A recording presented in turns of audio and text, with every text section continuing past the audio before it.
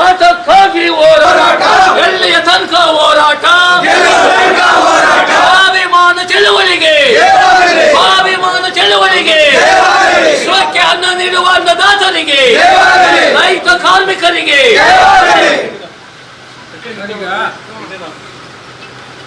ಇವತ್ತು ಇಲ್ಲಿ ನಮ್ಮ ಮೈಸೂರು ಜಿಲ್ಲೆಯಲ್ಲಿ ಸುಮಾರು 1,50,000 ಎಕರೆಯಲ್ಲಿ ಭತ್ತವನ್ನು ಬೆಳೆದಿದೆ. ಜ್ಯೋತಿ ಭತ್ತ ಈಗ ಖರೀದಿ ಕೇಂದ್ರಗಳಲ್ಲಿ ಭತ್ತ ತಗೋತಾ ಇದ್ದೀವಿ. 12 ವರ್ಷ ತಗೊಂಡಿದ್ರು ಅಂತ ತಗೊಂಡಿದ್ದಾರೆ. ಇದ್ರ ಬಗ್ಗೆ ನಾವು ಆಲೇ 1 ತಿಂಗಳಿಂದನೇ ಜಿಲ್ಲಾಡಳಿತಕ್ಕೆ, ಉಸ್ತುವಾರಿ ಮಿನಿಸ್ಟ್ರಿ ಎಲ್ಲರೂ ಹೇಳಿದ್ದೀವಿ. ತಾವು ಕೃಷಿ ಸಚಿವರಾಗಿದ್ದೀರಿ, ಇಲ್ಲಿವರೆಗೂ ಏನು ಆದೇಶ ಮಾಡಿದೆ. ಈಗ ಭತ್ತ ಬೆಳೆದೆಲ್ಲ ಯಾರೋ ಒಬ್ಬರು ಪರವಾಗಿ ಹೋಗ್ತದೆ. ನೀವು ನೆಕ್ಸ್ಟ್ ಖರೀದಿ ಕೇಂದ್ರ ತೆರೆದ್ರೆ ಅಲ್ಲಿ ಏನು ರೇಟ್ ಫಿಕ್ಸ್ ಆಗುತ್ತೆ, ಆಗ ದಳ್ಳಾಳಿಗೆ ಅನುಕೂಲ ಆಗುತ್ತೆ. ಇವತ್ತೇನು ಕೇಂದ್ರ ಮತ್ತು ರಾಜ್ಯ ಸರ್ಕಾರಗಳ ಕಾನೂನುಗಳು ಮಾಡ್ತಾ ಇದ್ದಾವೆ, ಅದು ಪೂರ್ವಕವಾಗಿ ನಡೀತಾ ಇದೆ. ಇವತ್ತು MSP ರೇಟ್ ಮಾಡೋ ಅಂತ ಅಧಿಕಾರ ಇಲ್ಲ ಅಂತ ಹೇಳ್ತೀರಿ. ಖರೀದಿ ಕೇಂದ್ರ ತೆರೆದ್ರೆ ಅಲ್ಲಿ ಕೊಡೋ ಅಂತ ವ್ಯವಸ್ಥೆ ಇಲ್ಲ. ಯಾರನ್ನ ಕೇಳಬೇಕು ನಾವು? ಈ ವಿಚಾರವಾಗಿ ನಾವೇನು ಬಂದು ಮನವಿ ಮಾಡ್ಬೇಕಾ? ನೀವು ಕೃಷಿ ಸಚಿವರಾಗಿದ್ದೀರಿ, ಎಷ್ಟು ದಿನ ಆಯ್ತು ಖರೀದಿ? ಡಿಸೆಂಬರ್ 30ಕ್ಕೆ ತರೆದ್ರು, ಜನವರಿ ಕಳೀತಾ ಬರ್ತಾ ಇದೆ. ಇದ್ರ ಬಗ್ಗೆ ತಾವು ಕೂಡಲೇ ಆದೇಶ ಮಾಡಲಿಲ್ಲ ಅಂದ್ರೆ ರೈತರಿಗೆ ಬೆಳೆದಂತ ಬೆಳೆಗೂ ಲಾಸ್ ಆಗ್ತದೆ. ಇವರಿಗೆ 1,300-400 ರೂಪಾಯಿ ನಡೀತಾ ಇದೆ ಈಗ ಓಪನ್ ಮಾರ್ಕೆಟ್. ಹೋದ್ ಸಾರಿ 7,300-400 ರೂಪಾಯಿ ನಡೀತಿತ್ತು. ಇದು ಗೊತ್ತಿಲ್ವಾ ನಿಮ್ಗೆ? ಬಿಜೆಪಿ ಪಕ್ಷದವರು ಗೊತ್ತಿಲ್ವಾ? ಬಿಜೆಪಿ ಪಕ್ಷ ರೈತರಲ್ವಾ? ಕೇವಲ ಎಲ್ಲೆಲ್ಲೋ ಟವಲ್ ಹಾಕೊಂಡು, ಹೊಸ ಟವಲ್ ಹಾಕೊಂಡು ಮೆರೆಯೋದಲ್ಲ ಸರ್.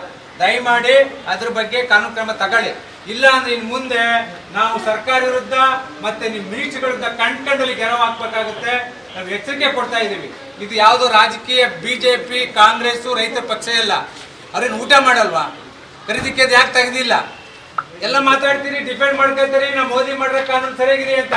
ಈ ಮೋದಿ ಮಾಡಿರೋದೇ MSP ಯಾಕೆ ತಗೋತಾ ಇಲ್ಲ? 1,860 ರೂಪಾಯಿ ಫಸ್ಟ್ ಗ್ರೇಡು, ಸೆಕೆಂಡ್ ಗ್ರೇಡು 1,800 ರೂಪಾಯಿ. ಇದನ್ನ ಯಾರಿಗೆ ಕೇಳೋಣ? ಕೇಳಕ್ ಹೋದ್ರೆ ಅವ್ರು ರೈತರೇ ಅಲ್ಲ, ಅವ್ರು ಯಾರೋ ಬೇರೆಯವರು, ಯಾರೋ ಟವಲಾಕ ಹೋರಾಟ ಮಾಡ್ತಾರೆ, ಯಾವ್ದೋ ಶಕ್ತಿ ಅಂತ ಮಾತಾಡ್ತಿದ್ದಾರೆ. ಈ ನೀರ ಕಾನೂನೇ ಜಾರಿ ಮಾಡಿ, ಇಲ್ಲ ಅಂದ್ರೆ ಖಾಲಿ ಮಾಡಿ ಅಂತ ಸರ್ಕಾರ. ಯಾರೋ ಬತ್ತನ ಮಾಡ್ಕೊ ಹೋಯ್ತಾರೆ. ನನ್ನ ವಿಚಾರ ದಯಮಾಡಿ ಹೇಳ್ತಾ ಇದೀವಿ. ಯಾಕೆ ಹೇಳ್ತೀವಿ? ಇಲ್ಲಿ ವೈಯಕ್ತಿಕ ಮಾತಾಡ್ತಾ ಇಲ್ಲ ಸರ್. ಇಡೀ ಸಮಾಜದ ಇರುತ್ತೋ ಚಳವಳಿ ನಡೀತಾ ಇದೆ. ಡೆಲ್ಲಿಲಿ ಏನ್ ನಡೀತಾ ಇದೆ, ನಮ್ಮ ಸರ್ಕಾರ ಏನ್ ತಮ್ಗೆಲ್ಲ ಗೊತ್ತಿರ್ತಾನೆ. ಈ ಸಿಂಪಲ್ ಮ್ಯಾಟರ್. ಸರ್ ಒಂದ್ ನಿಮಿಷ ನೋಡಿ ಸರ್, ಯಡಿಯೂರಪ್ಪನವರು ಎಂಥದ್ದು ಸುತ್ತೂರು ಬಂದಿದ್ರು. ಈಗ ಹಸಿರು ಶಾಲೆ ಹಾಕೊಂಡು ಬಹಳ ಗೌರವ ಹೆಮ್ಮೆ ಪಡ್ತೀವಿ. ಅದೇ ನೀವು ಕೃಷಿ ಅಧಿಕಾರಿಗಿಂತ ನಾನು ರೈತರ ಮಗ ಅಲ್ಲ. ಒಂದ್ ನಿಮಿಷ ಇರಿ ಸರ್, ನನ್ಗೆ ಅವಕಾಶ ಕೊಡಿ ಸರ್. ಈಗ ನಾವು ರೈತರೆಲ್ಲ ಹೋಗಿ ಮೈಸೂರಿನ ರೈತರೆಲ್ಲ ಸುತ್ತೂರು ಅವ್ರನ್ನ ಭೇಟಿ ಮಾಡಿ ಕೊಟ್ಟದ್ದು ಸತ್ಯ. ಒಂದು ಕಾನೂನು ಕ್ರಮ ತಗೊಳ್ಳಕ್ಕೆ 2 ತಿಂಗಳು ಬೇಕಾದ್ರೆ ಈಗ ಬೆಳೆದು ಅರ್ಧ ಭತ್ತನ ರೈತರು ಶೇಟುಗಳಿಗೆ ಮಾರಿ ಗೋಡಿನಲ್ಲಿ ಸ್ಟಾಕ್ ಮಾಡ್ತಾರೆ.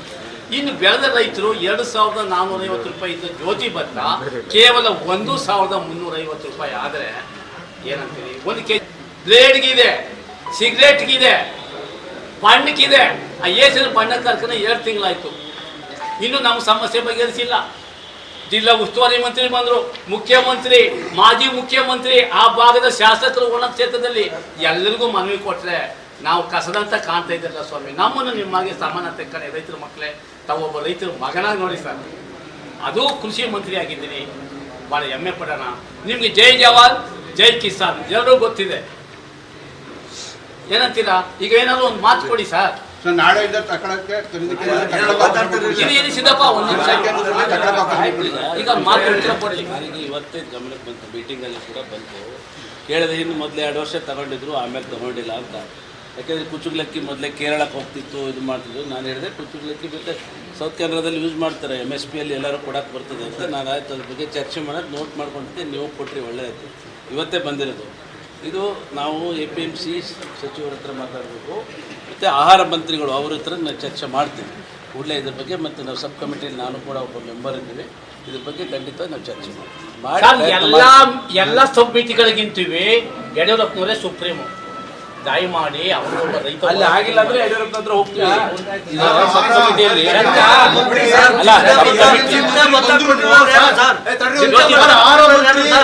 APMC ಮಂತ್ರು ಕೃಷಿ ಸಚಿವರು ನೀವು ಆದೇಶ ಮಾಡಿ. ಯಾಕೆ ಗೊತ್ತಾ, ನೀವು ಅವ್ರ ಹತ್ರ ಕೇಳೋ ಅವಶ್ಯಕತೆ ಇಲ್ಲ ಸರ್. ಯಾಕೆ ಗೊತ್ತಾ, ನೀವು ಕೃಷಿ ಸಚಿವರು ಇದ್ದೀರಿ, ನಿಮ್ದೇ ಆದಂತ ದಾಟಿ ನೋಡಿ ಸರ್, ನಿಮ್ಗೂ ಅನುಭವ ಇದೆ. ಯಾಕೆ ಗೊತ್ತೇ, ನಿಮ್ಗೆ ನೀವು ಅಲ್ಲಿ ನಮ್ಮ ಎಚ್ ಡಿ ದೇವೇಗೌಡರು ರೈತರ ಮಕ್ಕಳು ಅಂತ ಹೇಳ್ಬಿಟ್ರೆ ಸಾಕು ಸರ್.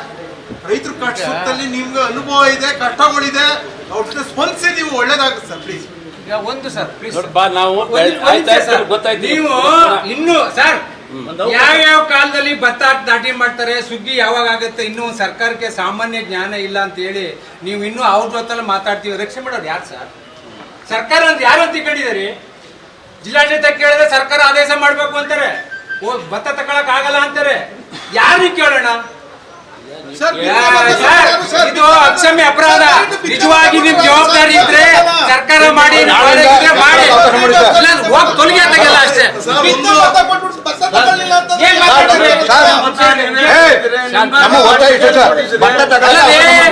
ಒಂದ್ ಸರ್ಕಾರ ಮಾತಾಡೋದೇನ್ರಿ, ಪರಿಶೀಲನೆ ಮಾಡ್ತೀನಿ ಅಂತ ಅರ್ಥವೇನ್ರಿ?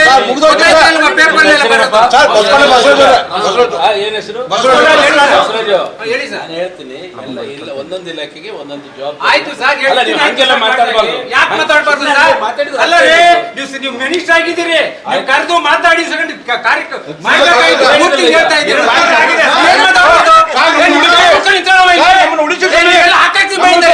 ನೀವು ತಿನ್ನೋ ಯಾರನ್ನ? ರೈತರನ್ನ ಮಜಾ ಮಾಡೋ ಯಾರನ್ನ? ರೈತರು ಅರ್ಥ ಮಾಡ್ಕೊಳ್ಳಿ. ಆಗೋ ಬಗ್ಗೆ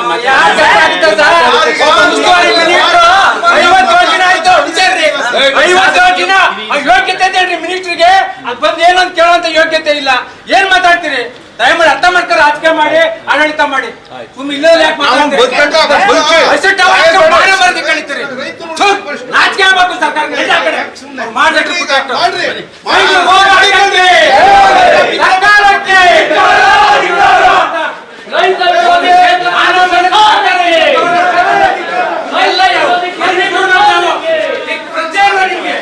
ಯಾವ ಸರ್ಕಾರ ಏನ್ ಮಾಡ್ಬೇಕು?